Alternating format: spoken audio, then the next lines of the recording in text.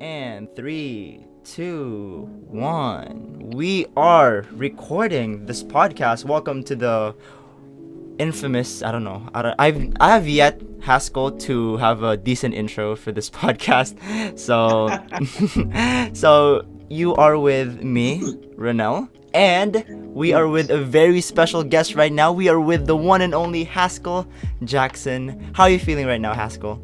I'm feeling well, man. I'm excited to be on your show today. And Thank you your so intro much. was cool, man. Your intro was real.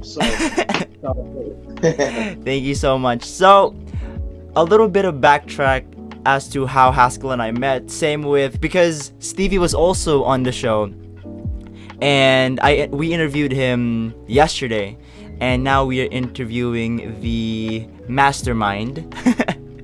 And so we met the same way, Wish 1075 USA, and we were interviewing Haskell and his team on the music for your mental health. And Yeah.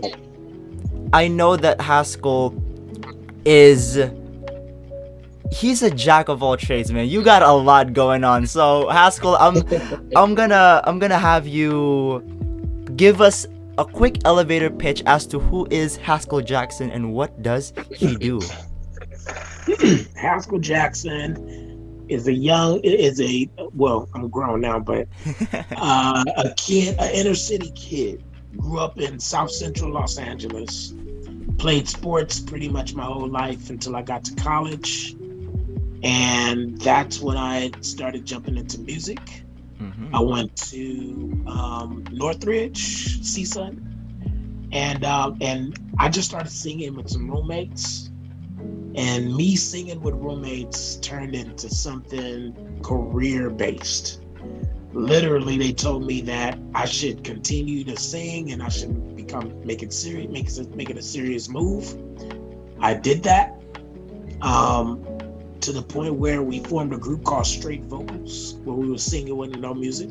And we started doing talent shows around the school. We ended up winning the talent shows. And then a friend that was really close to the group, he started, I guess, managing us. And he had his uncle was over at Motown, which was Gerald Busby. Gerald Busby was the executive over at Motown for years, a genius in the game. He ended up signing us to a record deal that was through the most amazing man that I've ever met, Frank Wilson. May he rest in peace. He signed us to a deal. We did a deal. We did an album with Motown called Motown Comes Home. It was a compilation album that did really well. And it ended up getting nominated for a Grammy Award for Album of the Year. From there, that's when everything just got real. We started traveling, singing, performing the two songs that we had on the compilation album. Stevie Wonder was on there, Boyz II Men, The Temptations were on there, Shanice Wilson, Smokey Robinson was on there. It had some great, amazing people on this album. And so Howard Heward was on there. Man, it was amazing. So me being that young and still in college, doing an album like that and traveling, doing music, I realized, you know what, this is what I need to be doing. This is what I love to do. And I stuck with it. 27 years later, I am a business owner. I own an entertainment company that encompasses several different things. A music production company called Genesol Productions. Music for your mental health. Pi Stations, which is an acronym for production, artistry, and industry. So it teaches kids and artists everything they need to know about the music business, how to get in it, and how to be sustainable. I have the Scorekeeper, which is my TV show that I'll be rolling out. That is going to be really, really dope. It's going to bring a lot of celebrities in and a lot of my musician and artist friends in. And so that's going to be a fun venture. I have a studio in Inglewood that's that's right up the street from where they built the Rams and Chargers Stadium, literally right around the corner. So it's a a very great space to have this room. I have an artist development company where I develop artists in this location as well. And I do music for movies. I just finished shooting a 5-day movie called A Little Hope for Chicago, which is this great film. Just finished filming yesterday. So you're right. I've always got my hands into something, man. Yeah, man. I can go on, but I'm grateful for my life right now. Yeah, it's crazy how something that people used to do for fun turned into this. Well, it takes this unexpected turn, and it just becomes something extremely serious, and then now you're making money from it. Now you're doing something serious. Now you're working with people with people such as her, with people such as Kanye West. And I know you ran the Kanye West Foundation for quite some time, so tell me a little bit about how that came about, man. So I was literally in the midst of working on some projects, and I got a call from a friend of mine saying that Kanye and his mom was looking for someone that was able to come and run the foundation.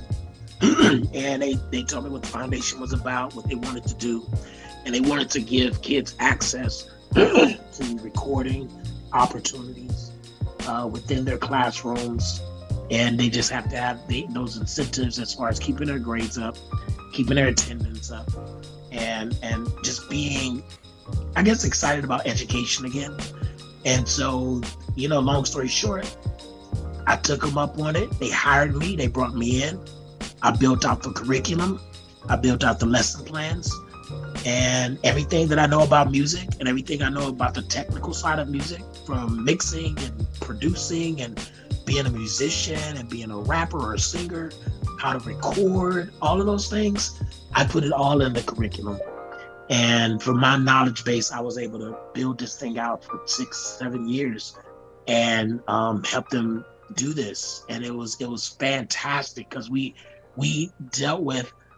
focused on underserved kids in the inner city, kids that don't get resourced, they don't get money and opportunities to go to, like to travel or to go to big studios or to go to the Grammy Museum or just go to concerts. They don't have money for tickets. So we did all that stuff for them, where if they got their grades up and they did well, they got free tickets to go to a concert with Kanye, Lupe Fiasco, Common, some great artists.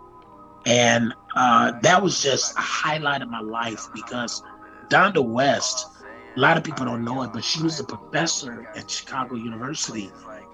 Very brilliant woman, strong. Kanye is who he is because of her. She's just strong, loving, kind, knew how to take care and nurture a black boy that people would look at like, oh, you're wild, or you're crazy, or you this and that, or whatever. Well, you have mothers that know how to nurture very creative kids like that. And when she passed away, we lost someone that was a giant to many, many people. And so I continue on that legacy of what she brought me into, making sure I'm giving back to kids and creating opportunities for them. My hat goes off, my heart goes out to Donda West. That is crazy. That is actually, man, I'm starstruck right now. I'm sorry, I'm lost for words, bro. We bringing in stars left and right on this show. That is crazy. And thank you for sharing that experience, man. It's wonderful, man. And you're welcome, man. Again, I just have to reiterate the fact that I'm just amazed at the fact that something that you started out with fun, no idea where it was gonna go, took an unexpected route. Now you're doing it big in California with the music, with the project as well. I'm looking at your website right now, and saying you've got a lot going on right now is clearly an understatement. So you're handling Haskel Jackson Entertainment, Pie Stations, like you said, Gene Soul, and music for your mental health, which I do want to dive into, but we'll get into that a little bit later. You also have the Scorekeeper and Yeah. Gene Soul Music Lab, 444 Managed Group, and the list goes on, man. Not only that, but you also have countless awards, you feel me? And what drives you to do all of these and not get burned out, not cut everything out, not and also still have Yeah. time for other things as well, because you got a lot going on, but you also have things on the side to, have fun and rest a bit. So how do you manage that? I work out every day. I try to make sure my health is good. Um, I try to make sure my prayer life and my spiritual life is intact, because I know I wouldn't do any of this. I wouldn't be who I am or where I am without God. And I attribute all of my accolades and awards and things to God and to hard work and dedication. And I wouldn't be who I am without the family that I have around me, the people, the friends, the support system that allows me to be me.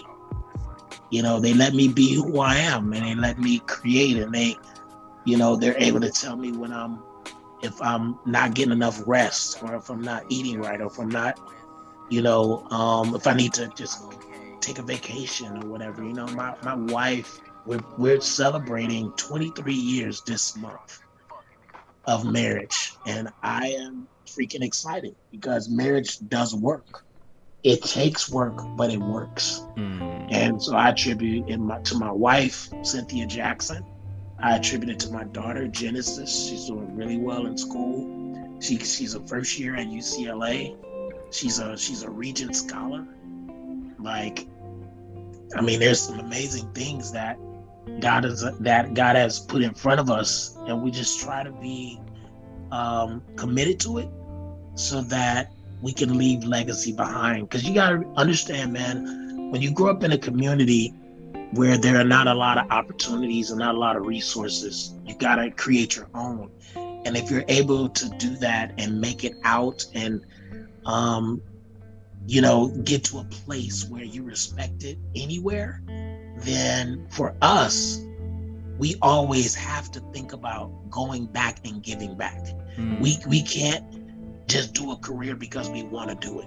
It's always on us. It's on our shoulders to make sure we make room for the next person, and to go back and grab that young boy that don't have an idea what they want to do, and they didn't have a father that showed them. Like my mom died when I was 6 years old. Sorry to hear. My father was never in my life.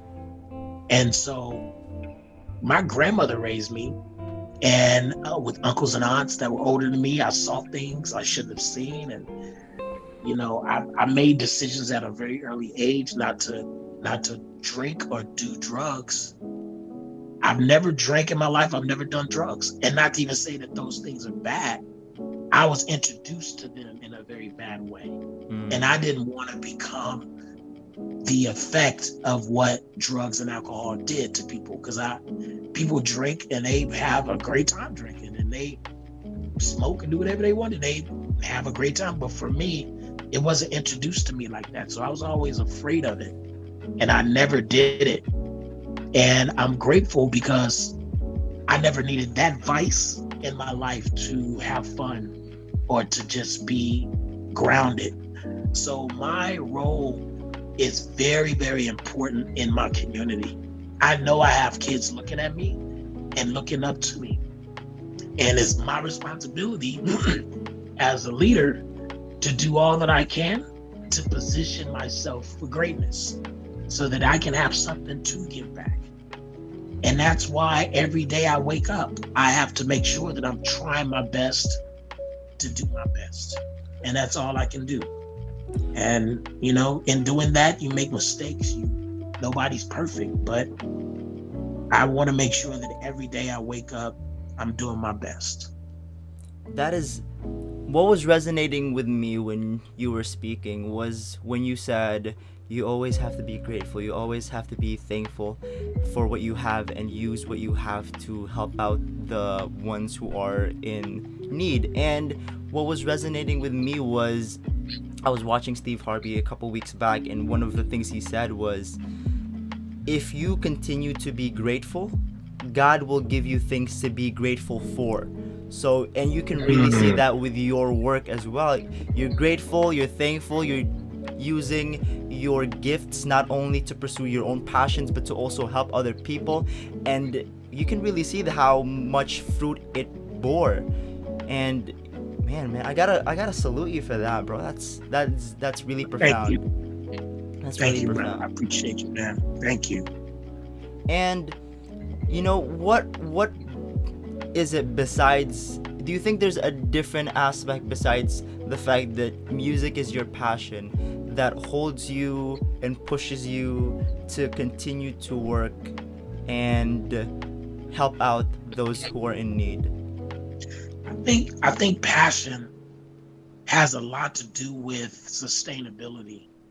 If you're I think with anybody, man, there are some families that they force their kids to do a specific thing. And it's like if they were doctors, they're like, you're gonna be a doctor. You're gonna go to school for this many years and I'm gonna pay for it, and you're gonna be a doctor, or you're gonna be a lawyer, or you're gonna be this, and they kind of frame your life into what they feel it should be. And I think a lot of times, man, those kids are unhappy. They're not doing what they love to do, what they're passionate to do. And if they do it differently, they're just confused. They're like, wow, now they've spent all this money on college and doing something somebody else wants them to do, and they're not happy. And I'm all about obeying your parents. But I think a lot of times, I'm a parent, right? We get it wrong sometimes. We're not right all the time. Just because we're older and we've been there longer doesn't mean that we just have all the right answers. So I don't want to raise my kid thinking that I'm just going to tell her what to do. I have to position her in a way where she's able to make choices and decisions that she can live out. And if she falls, she learns how to get back up and keep going. That's what life is about. We all fall down, but when do we get up, and how many times are we willing to get up to make sure we're gonna try to do it again? And you don't fall if you're being cradled or handled with so much protection where you can't even get a bruise. It's like that's not real life. So I see life in a different view, because I didn't have a lot of the protection that some kids have, and I was forced to think outside the box. I never went back home after high school. I've been on my own the whole time. So, and along the way, there were people that helped me or assisted me but other than that, man, I was like, I didn't have that. So it made me think differently about life, that we have to be grateful for whatever we have. Many of us in America are very spoiled people. We get so many things. We have too much to even handle. We can't even handle half the stuff we have. We become hoarders of the blessing. And so it's like, how do you just live under your means and continue to be a blessing to somebody else?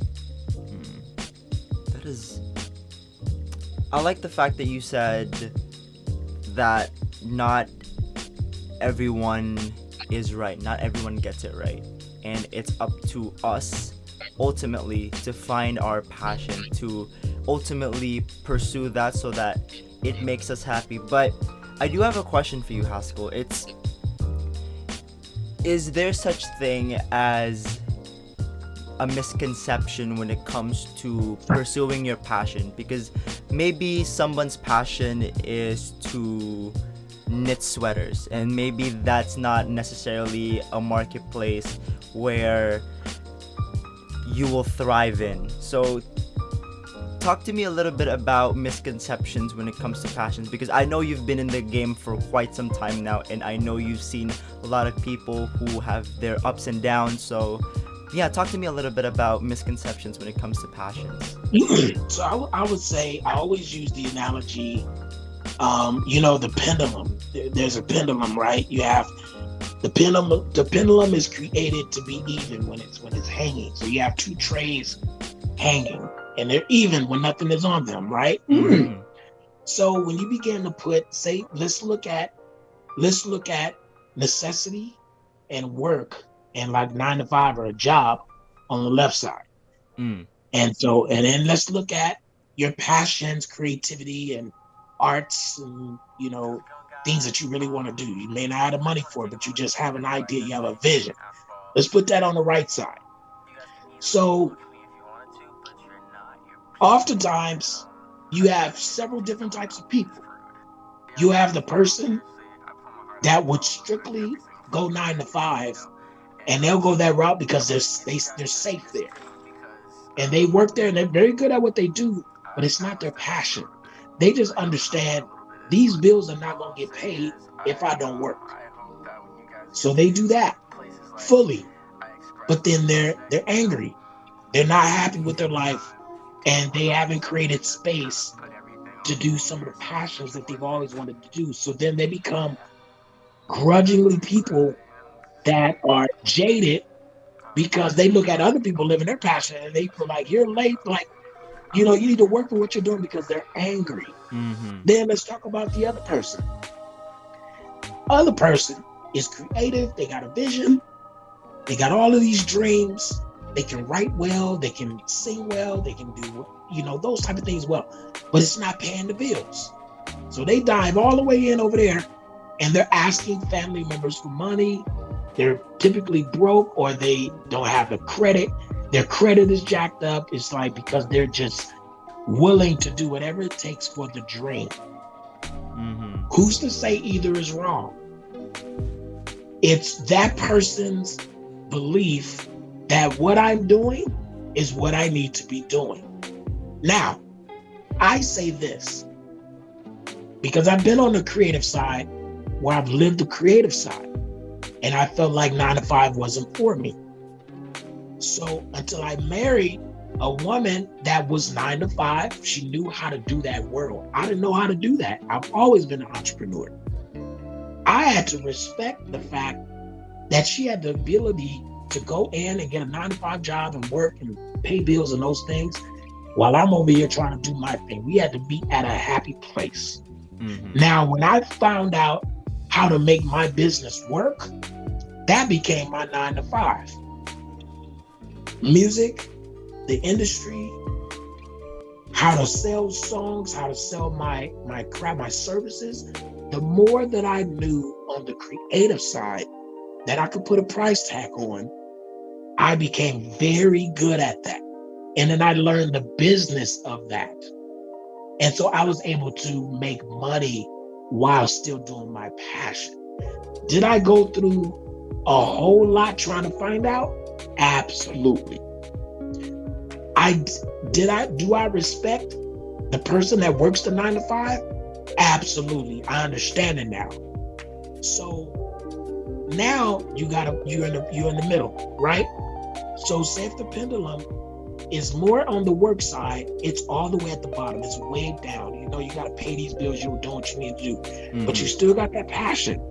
You need to create an hour in your day or 30 minutes or whatever to feed into that passion. Somehow, some way, you need to be doing that. Yes, sir. The more you do that, eventually that pendulum will begin to switch. And if you do it long enough and passionate enough and do what you need to do, that pendulum will become now art heavy and creative heavy and vision heavy, passion heavy, until you can get to a place where you can let the 9 to 5 go and you can do the other side full time.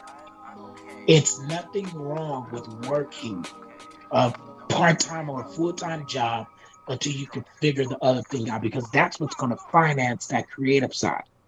You may not like it, but it's something you may have to do. So I say to that is that eventually you're going to try to find your way to the passion, but you better make sure you're feeding it if you're doing this 9 to 5 thing, because you will be miserable if you don't. I absolutely love that analogy of the pendulum. You know, you can't be too heavy on the left side, you can't be too heavy on the right side. You have to find that middle ground. But also, it's like you there's nothing wrong with having a 9 to 5 job, because a lot of the times we're gonna have to do it. We got bills to pay. We're not living in La La Land where all of our friends and all of our family members are gonna hop in the boat and support us all the way. Sometimes we're gonna have to stand on our own 2 feet. Sometimes we're gonna have to do Yes. all of these things. Yep, definitely. And I do have a question for you, one more. It's because I'm seeing all over my Instagram, be a millionaire, go for an entrepreneurship. I feel as though entrepreneurship, in a certain extent, has been fetishized by social media, and we're being indoctrinated to screw the 9 to 5, follow your passion, do all of this, do all that. But I've been listening to Gary Vee as well, and sometimes he says that entrepreneurship is kind of like being a lawyer. It's kind of like being a doctor. It's kind of like being this, being that. It's not for everyone. So Right. what are your thoughts on that? Well, I say we all have an entrepreneurial thought in our head. I don't care what you're doing. Somebody has some type of entrepreneurial thought or feeling like, wow, if I could, I would. Because I think we're built to create. I think human beings, I agree, the bro. reason why we live in a world that exists is because everything you see around you, this phone, it came from a person's brain. This chair we're sitting in, somebody thought that out. They could be working at a 9 to 5. They feel like, I'm thinking of a chair, and they create the chair from their. I think we all have that ability. Mm-hmm. There are others have the guts and the courage to go after that. And some of us are just crazy enough to only go after that. I was one of those people. I was crazy enough to just go after it. And I just went after it. Why? Because I had nothing to lose. I had nothing to lose. I was already broke. I was already trying to figure my way out. I didn't care what people thought of me. Like, it was what it was. It's like, I'm gonna either do this now or I'm gonna pay later. So I just ducked my head and I just ran. I ran for my dreams. I ran for the things I needed to do. And along the way, I got opportunities where I can make money. Mm-hmm. And whether it was a lot or whether it was a little, I had to not overindulge. I had to save my money, make sure my bills were paid, be responsible, not hang out. I had to just focus. It takes a lot of focus. It takes you sitting down and making it clear what you want to do. And you got to figure out how are you going to do what you want to do. Write it out. See it. Speak that thing every day. And I believe when you do that, God will allow opportunities and things to begin to shift your way. And then once that happens, you got to be responsible over taking care of that and nurturing that. Whew. That's just how I see that. Yeah, and the last note that you said about you gotta speak things into existence, you gotta think things into existence, you gotta write it down, you gotta do this. And because I'm also a huge proponent of that. You gotta write down what you want, you gotta know what you want, you gotta know also what you're willing to give up in order to get what you want.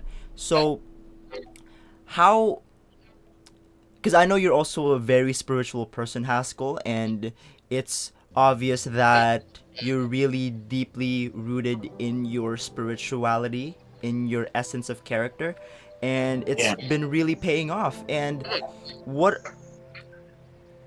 is it about thinking things into existence? What is it about writing things into existence that So is yeah, important? so Yeah.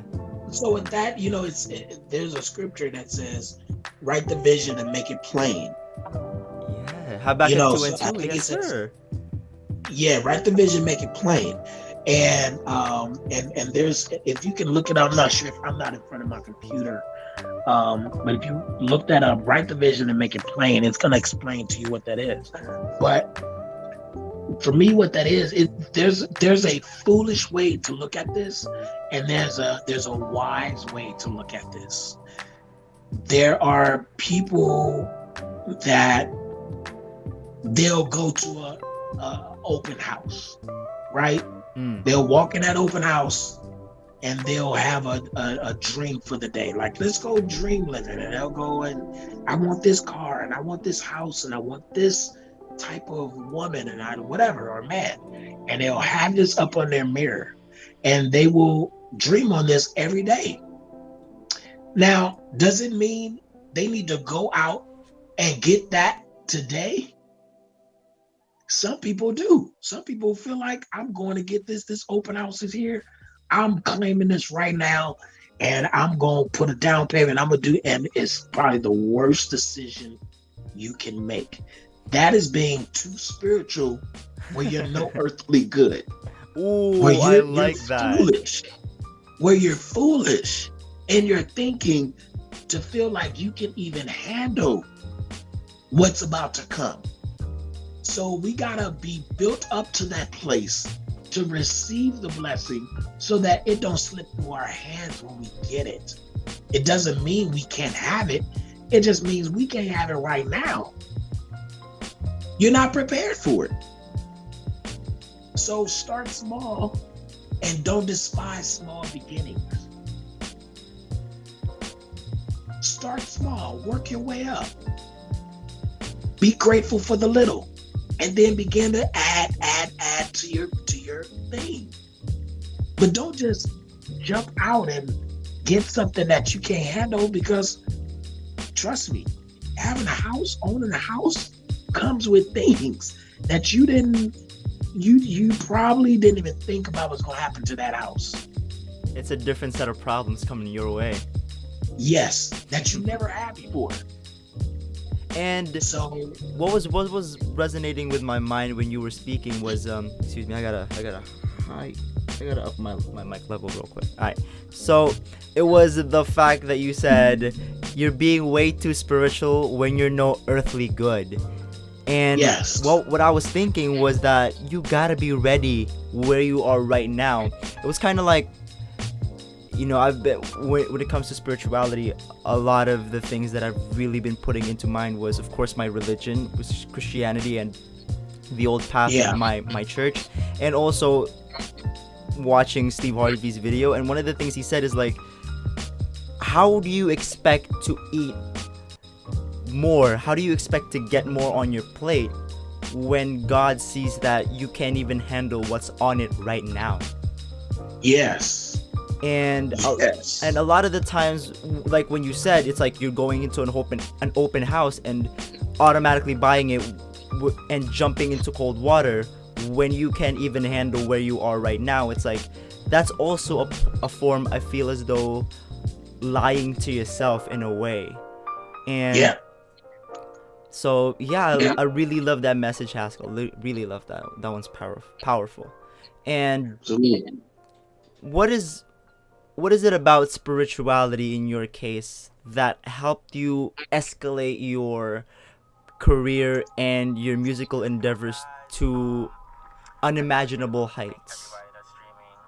Well, I believe, I'll take this to my grave, we are spiritual beings having a human experience. Ooh. Take that in, bro. We're spiritual beings having a human experience. We're only here but for a moment. When our flesh is gone and have dwindled away and is no more, only thing left is our spirit. Therefore, the motor in which we should be driving on is our spiritual motor. Because all of this stuff is going to pass. It's here one day, it can be gone the next. So even our flesh can be here one day and gone the next. So I am have been working for a while, and even more now, to wrap my head around death. That it's okay. That death is okay. Death is a part of life. Death is something we all are going to experience, no matter how much money you have, no matter what awards you have. We're all going to experience it. But how do we experience a fulfilled life while we are here? What are we supposed to be doing? How do we occupy while we're here? We need to have the navigational system of our life, which I believe is God, guide us and show us how to live this life that He created. We didn't create ourselves. We all go about it different ways. Different religions, different walks, different beliefs, different whatever. Nobody's here to judge. My walk and who I believe and what I believe has been working for me. And that's all I can do, is do me. I believe that there's a plan for my life. I believe that there are lessons that I will learn. I believe that there are moments that I'll fall down and there are moments that I will succeed. There are moments that I will be victorious and there are moments that I will fail. But if I believe that none of this is to just take me down, like, and just because I mean, there are people in this world, man, that go through so much stuff. The cards doesn't look in their favor. It's like, God, man, why are you going through so much? And you look at some of these countries and you're like, God, man, it's just heartbreaking. So I want to use the time that I'm here and be grateful so that I can help someone that's not in such a favorable existence. And I feel like that's our duty to do that. We are spiritual beings living in a human experience. I like that, because sometimes, people say they're having a spiritual experience as if we're flesh and bone alone. Right.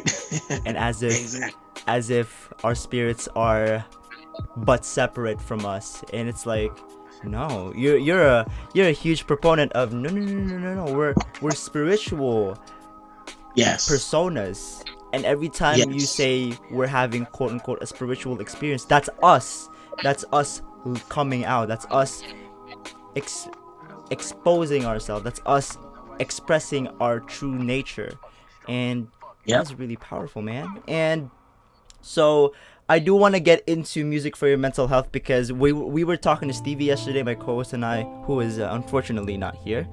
And the question, well, he really wants to be in the program, but before we get into the hows and the nitty-gritties of how we can join and help music for your mental health, talk a little bit about what is music for your mental health and how it came about. Music for your mental health came about.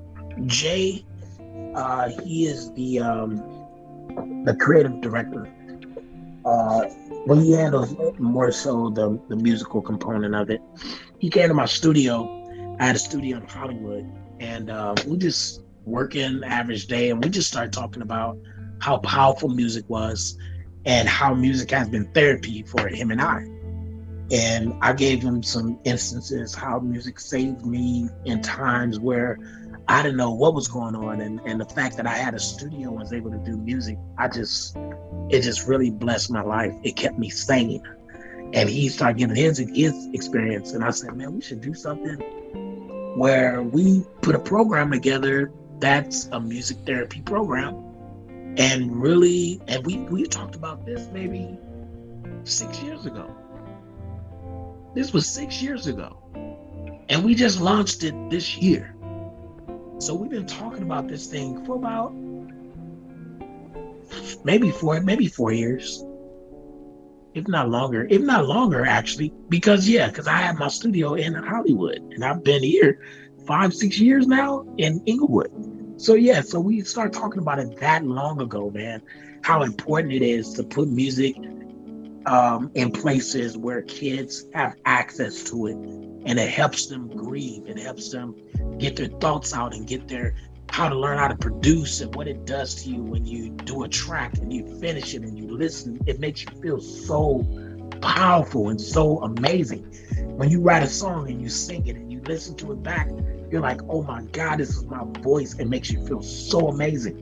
When you record it, when you sell it, when you hear it on the radio, you're like, oh snap, I remember when I wrote it and I recorded it and I produced it and now it's on the radio. That's therapy. And so we talked about that. We was like, okay, now we need some therapists and we need to make it official. We went over to Stevie. Him and Stevie were already like family. Him brought his Stevie in because Stevie's a certified clinician. He's, been doing this thing.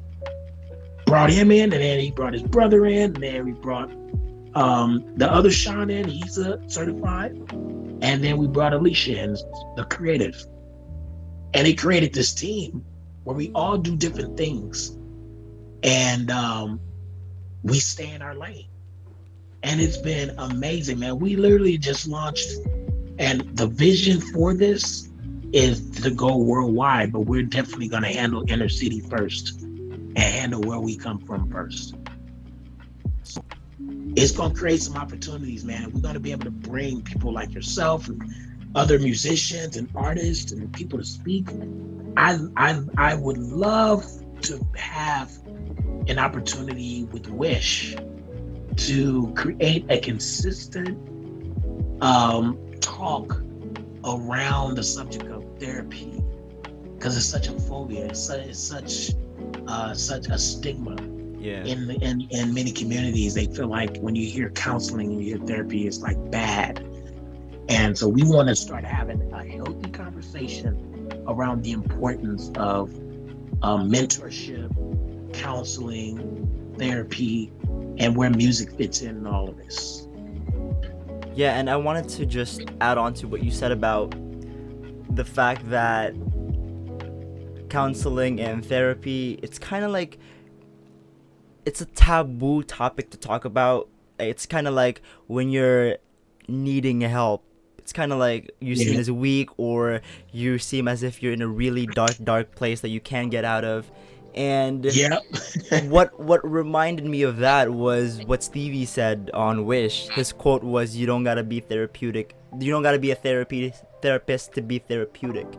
And what you said with the whole music thing, with the whole creation of songs and producing, and this anecdote and this process, especially now when we feel as though nothing is in our control, things are happening left and right that's like outrageously bizarre to even imagine, especially with coronavirus, with the deaths of many stars and all these fires, man. It feels as though nothing is under our control. But like you said, it's like when you make these songs, it's as if you're finally getting this sense of control back, because music is this thing where you can interpret it in any way you want. You can make things, you could have beats here, you could put a little bit of snare right here, you can put a G chord right here, or maybe a D1 right here, and it's like it's all in your control. And then when you hear the final process, it's like, I made this. I made this. Yeah. It's so fulfilling. Talk to me a little bit about your success story that you had. I think for me, I started off as a singer first. And I sang. That's how I made my money. I traveled singing.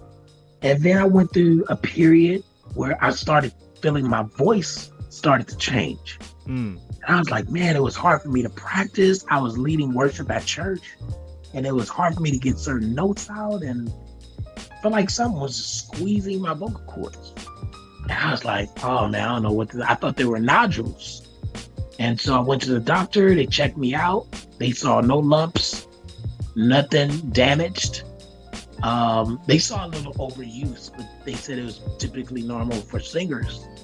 And but nothing. And I was like, golly, so I had to stop singing. I had just finished an album. I just did a two-sided album, and I couldn't even perform it. I never released the album, and I still have that music.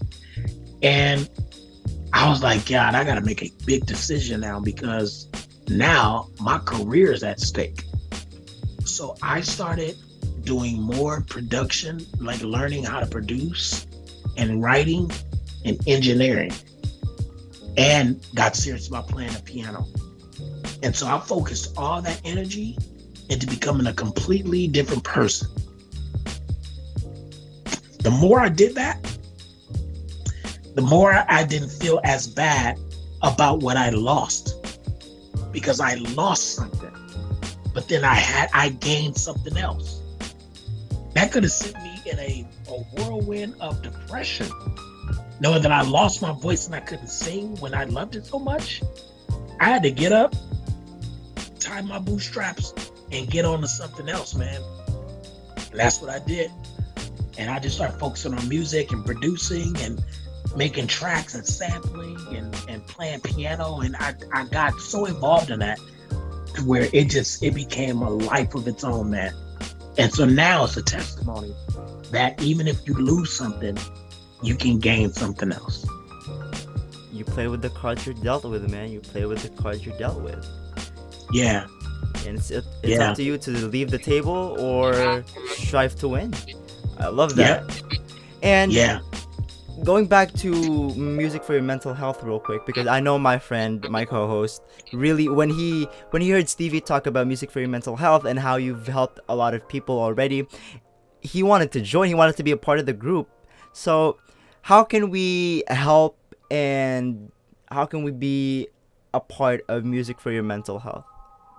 That would be great, man. I think it'll be good to have a meeting separate than the call and really put some things in place, because it I feel like when people are passionate about what you do and they're willing to come and to be an assistant and to become a part of a team, when they have that passion, you consider that. You open up the door for that to take place.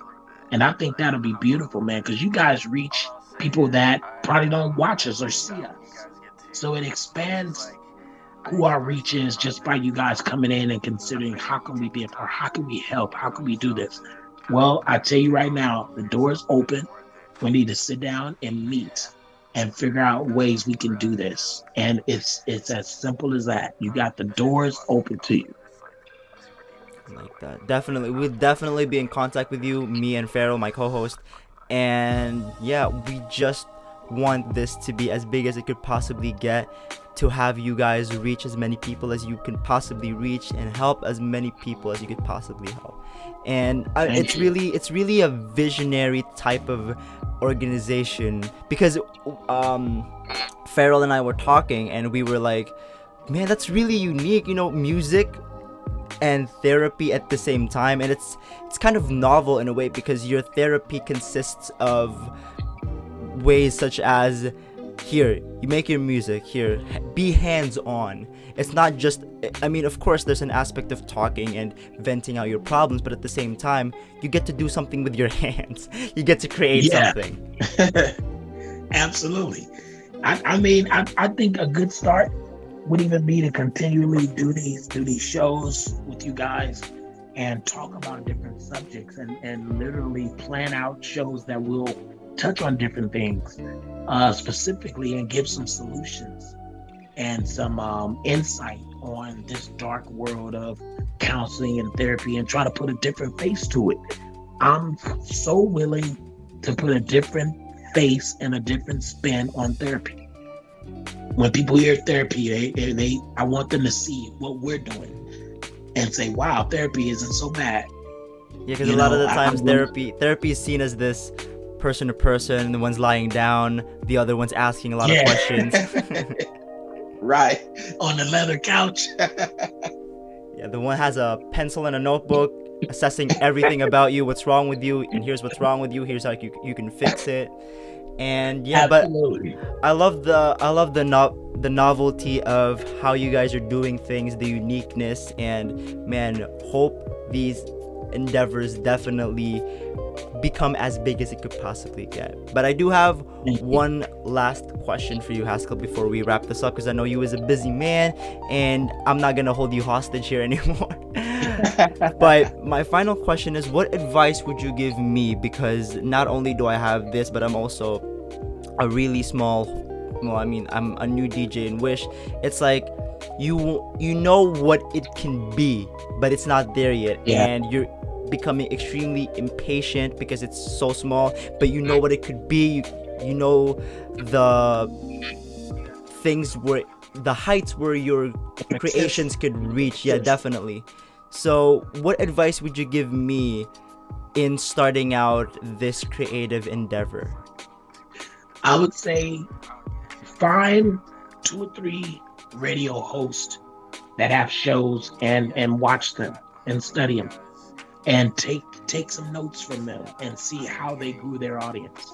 See what things that they were willing to do on their show to get acknowledged. Um, Continue to show why you have the passion that you have um, for doing what you're doing right now. You're in a position you're in because you have either always thought about it. I don't know whether you were forced into it. I don't know, whatever the reason is. You need to know what that is, and you need to stick close to. Well, let me ask you, why did you take this position? Well, this podcast specifically because I really love talking to people. I really love engaging in conversations with people. I really love talking to people who know more things than I do, to keep my hubris in check, but also to learn more from these people. Yeah. So if that is your cause, then continue to find people that you're gonna learn from and that you can build with and build good relationships with as well. You know, it's all about relationships. This industry has a total huge amount to do with how you treat people, what they remember about you when you leave their presence. Are they going to be like, oh God, glad they're gone? Or are they going to be like, wow, that was Which refreshing? one are you? Which one are You you? know, you know? And for me, it's refreshing to meet you and talk to you. Very refreshing. And that should be your angle. And it'll build. It's gonna build. The right people are gonna come. You just keep that same spirit of why you got involved. I like that message of finding people who know more than yourself and take notes. Because a lot of the times I feel as Yes. though, I can definitely speak on this from personal experience. It's like you have this vision, you have this purpose and passion, your calling, and nothing's gonna get in your way. I'm not gonna take any notes because I'm doing this for me. But it's just like, Yeah. other people better than you have established their own castle. They've already established their kingdom, and you're just Yeah. building it on sticks and stones. So why not, ask even just a simple question, or even collaborate in a bit, so like you could Yes. expedite your building of your own castle, and maybe you could form a kingdom with each other's castles and stuff like that. But yeah, Right. definitely love that message. So once again, thank you, Haskell. You was a busy man. I'm not gonna keep you here hostage anymore. But Absolutely. so where can we find music for your mental health, and where can we find Haskell Jackson on the socials? Absolutely. So you can go to musicforyourmental.org. It's for the website. You can easily sign up to either become a coach or instructor or a student, and find out some future things that we have coming up. So you go to the website, you'll find things there. If you go to Instagram, you look up the acronym